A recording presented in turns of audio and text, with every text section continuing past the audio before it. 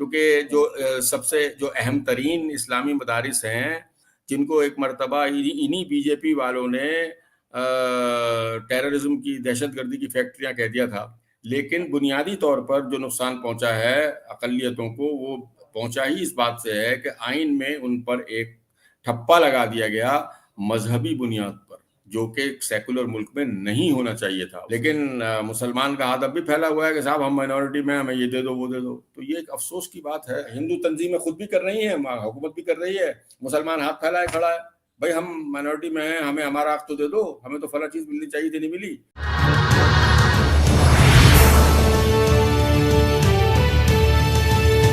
तो रहमान साहब, अगर मान लीजिए माइनॉरिटी का दर्जा जैसे खत्म करने की ये एक पूरी पॉलिसी बना रहे हैं, और जैसे कि आपको मालूम है, देखिए सरकार दिन पर दिन ताकतवर हो रही, राज्यसभा में भी वो अब मतलब बराबर हो गए एक तरीके से, 100 थोड़ा ही सीटें हो बहुत गई कम है, हैं। 100 सीटें हो गई हैं, तो 240 टोटल सीटें हैं राज्यसभा में, तो वो तकरीबन जो है।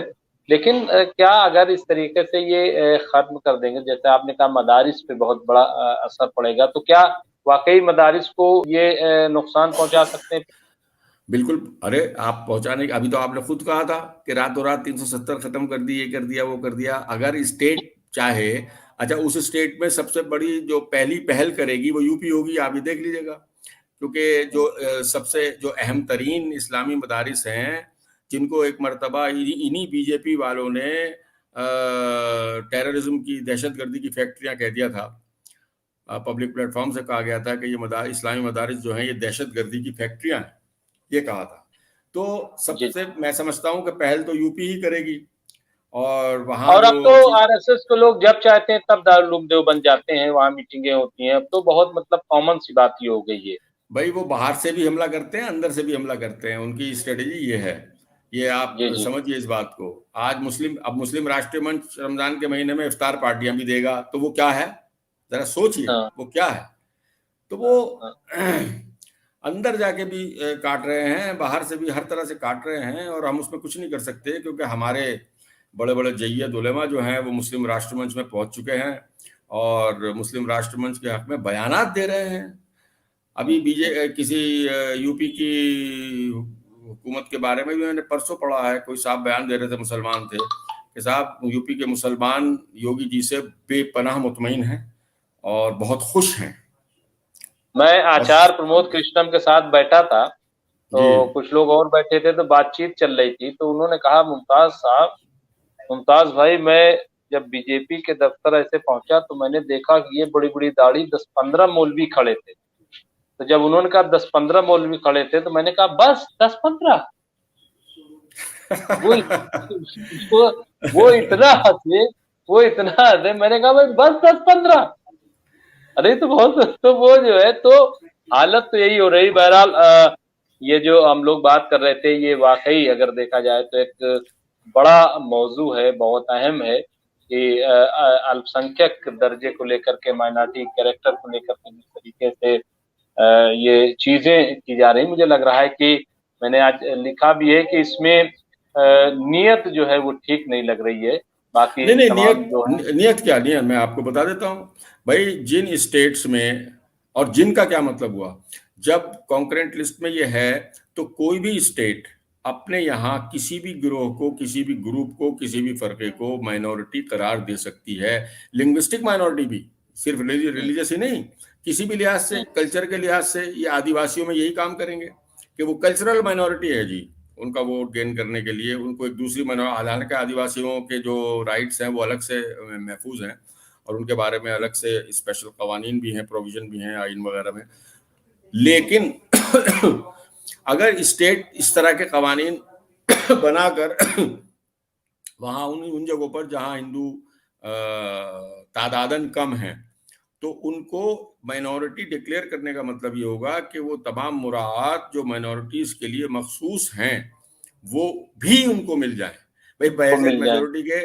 बहसत मेजोरिटी के तो वो ऐश करते ही हैं कि वो तो हैं ही लेकिन बड़ा अक्सरियत अजीब में। सा होगा कि सेंटर में, मतलब जब सेंटर की स्कीम होगी, तो वो माइनॉरिटी, वो चाहे जम्मू हो, कश्मीर हो, लद्दाख हो, मणिपुर हो, गोवा हो, तमाम जो ऐसी स्टेट हैं, तो वहां पे जो अक्सरियत वहां की है एक तरीके से, तो उनको सेंटर की स्कीम मिलेगी।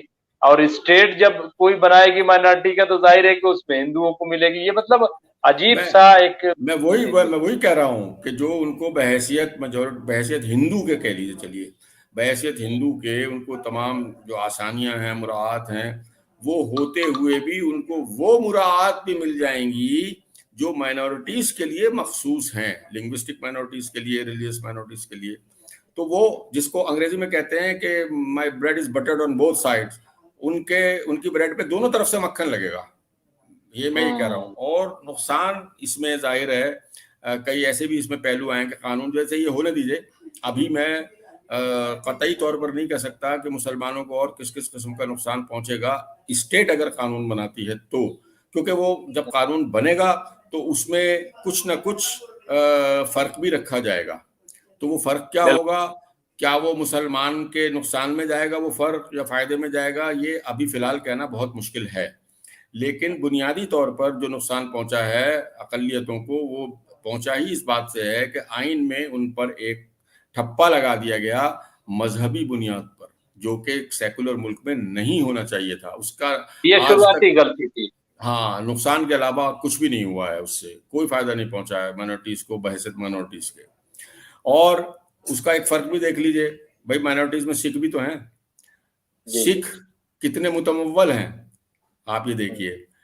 भाई सिख तो हर तरह से खुश हैं और उनको सब कुछ हासिल है, उनके पास सब कुछ है, उनको कोई कमी नहीं है, वो पसमानदा नहीं है।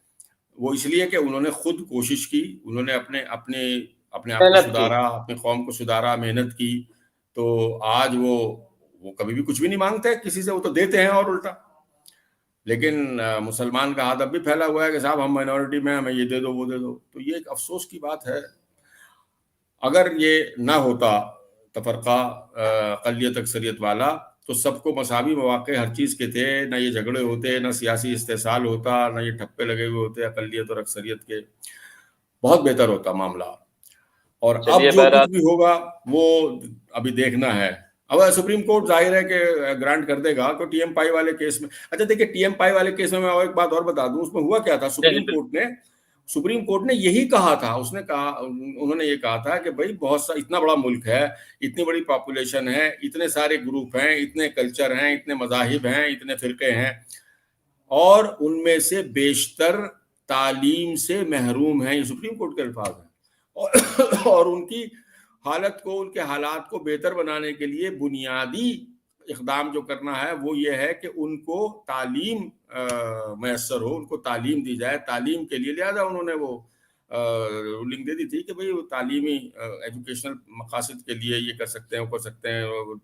लिंग्विस्टिक माइनॉरिटीज को ये है रिलीजन, बहुत अच्छा वो है उनकी रूलिंग सुप्रीम कोर्ट की उस वक्त की।